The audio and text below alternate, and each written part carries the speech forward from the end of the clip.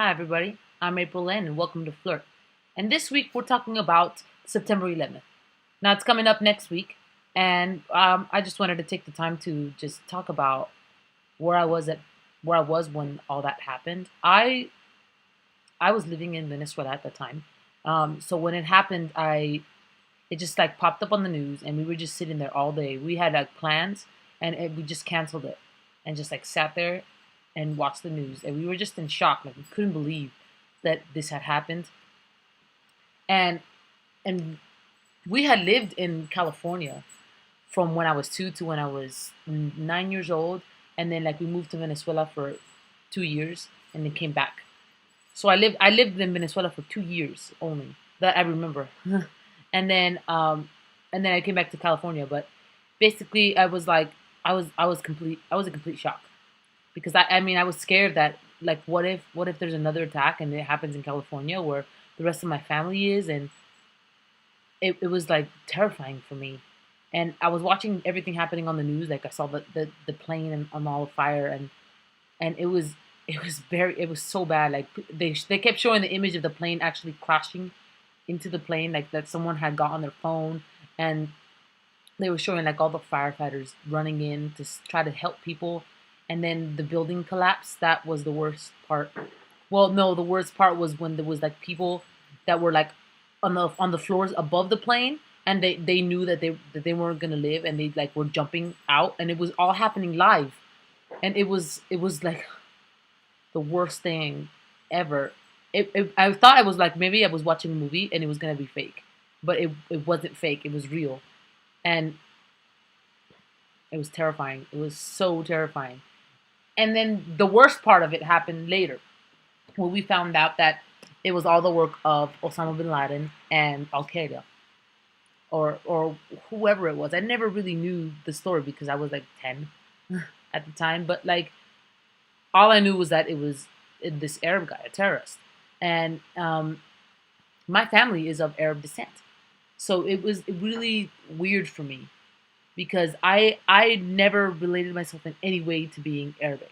I am American. I mean, I was raised in California. I mean, aside from the 2 years that I lived in Venezuela, I basically lived 22 years of my life here in the United States, and I don't know any other life but being American. I mean, sure, yeah, my parents are Arabic, and by heritage, I am Arabic, but I don't know anything about my culture. I don't know anything about my religion. I don't know anything really. I just know I'm American. That's the way that I feel and the way that I was raised. So when this was all happening, it was like I was kind of in shock. Like I couldn't believe that are the people in my heritage really capable of doing something like that, where they would sacrifice one of their men to just kill a bunch of people, innocent people who have nothing to do with them. I mean, it wasn't like a direct attack. It was just like, oh, well, let's just hit this building because there's a lot of people in it, and let's just use these random two planes that we can get into.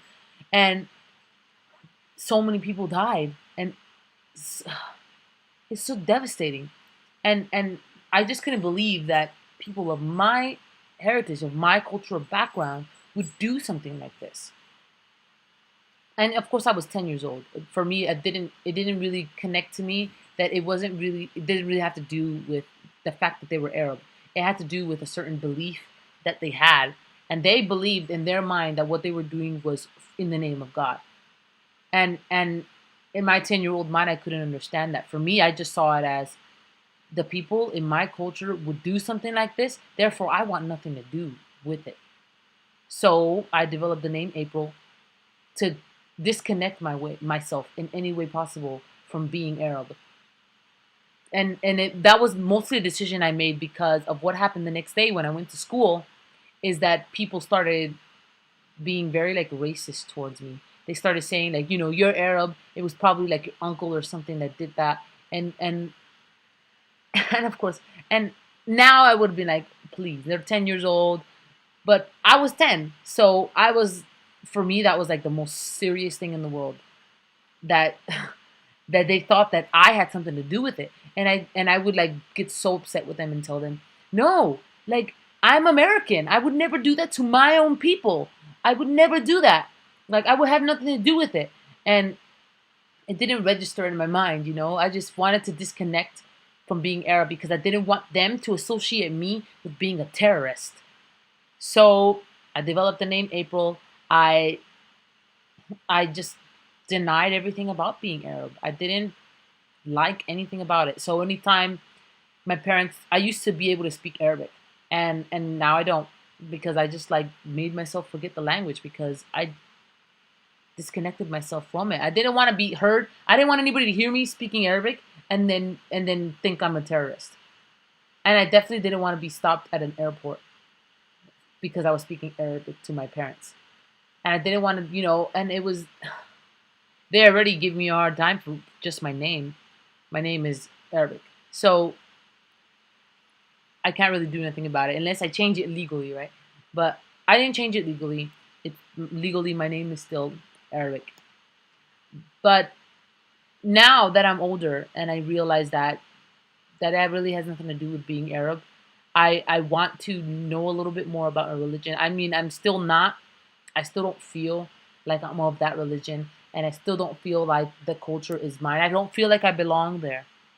But I want to know about it because regardless of me feeling or not feeling the way that it is, I still want to know what it's like. I don't know if that makes any sense, but I just like want to know. I want to be educated on my culture, even though I won't practice it or I won't teach it to my future children. If we did live in our home country, which is Lebanon, in case you didn't know where that is, I'll maybe describe it. It's above Israel and next to Syria, if you didn't know where that is. But it's like a really tiny little country. But anyways, I'm from Lebanon, and if I lived in Lebanon, there would be churches that I can go to and worship. I can go to teachers that can teach me about religion. And the thing is that in the Bible that they read, you're only allowed to read the Bible and to learn about the religion in the home country. If you're in another country, you're kind of not completely cultured, I guess. That's a really terrible way to say it. But I mean, there's no other translation for it from the Arabic. I mean, that's just the way it is. And they have a name for us, the ones who don't live in Lebanon and who are not educated about the religion. And it literally translates to the ignorance. And I really hate it because I'm not ignorant. I mean, I'm ignorant because you don't want me to be educated on my culture.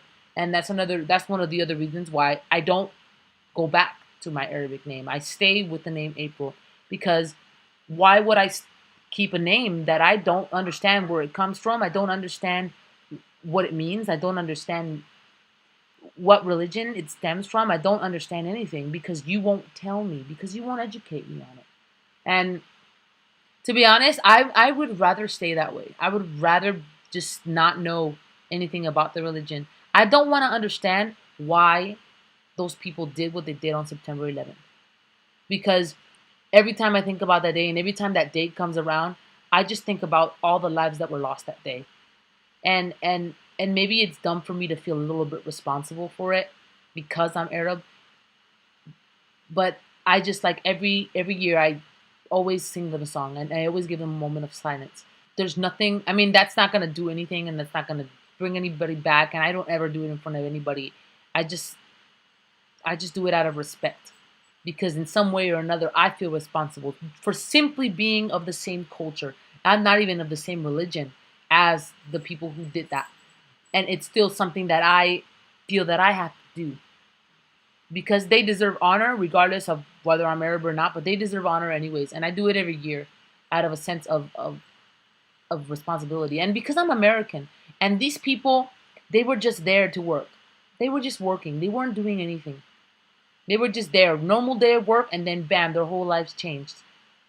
And everybody's life changed really that day because for since then there's been a war that hasn't stopped in the Middle East, and there's been all this discrimination that was happening to all those people that were in that building, and to all the families of those people, and all the family of the firefighters who went in there and sacrificed their life to save people.